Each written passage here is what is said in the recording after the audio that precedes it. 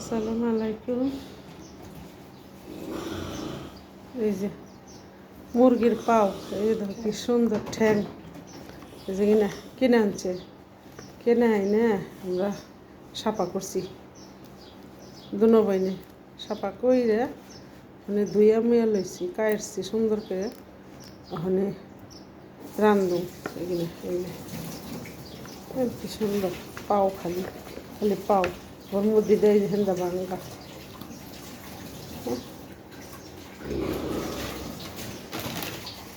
আপনারা দেখেন ভিডিওটা।